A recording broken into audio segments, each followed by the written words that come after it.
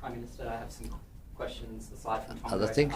Sure. I'm sure they're not going to be a surprise to you, but do you think a review into travel requirements is necessary? Sure. Well, I've said repeatedly that I'll take advice from the Independent Parliamentary Expenses Authority.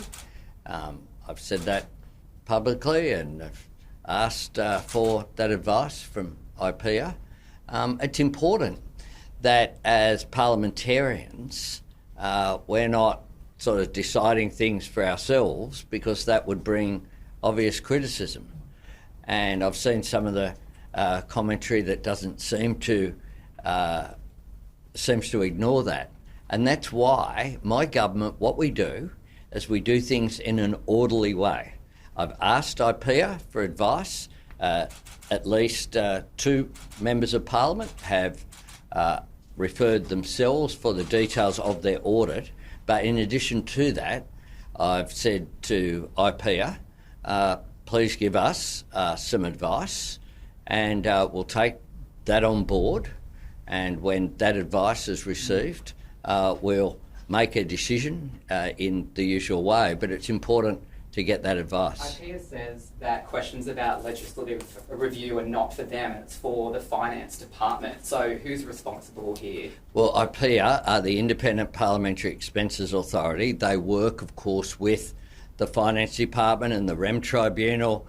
There's a whole map of the bureaucracy, but IPEA are the people who oversee and manage these issues, and I've asked the head of IPEA for advice. And when did you ask for that advice? I've done it publicly at multiple press conferences. If you go back and have a look at it, I've said repeatedly in every day when I've been asked about this, whether it's here with this, whether it be the social media ban that came into effect on Wednesday, significant reform that I note someone said to me today would be regarded as significant when people look back at it, as now we look back on John Howard's decision on gun laws.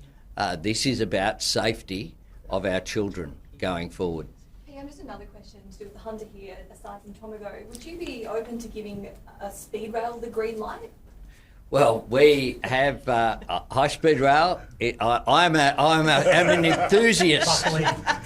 You know, you're pushing against an open door here when it comes to high-speed rail. I am unashamedly an infrastructure nerd, and particularly when it comes to rail. That's why I came here on January 1 in Newcastle at the beautiful surf club there at Cooks Hill, at Cooks Hill in January 2022. It was the first commitment I made during that election year.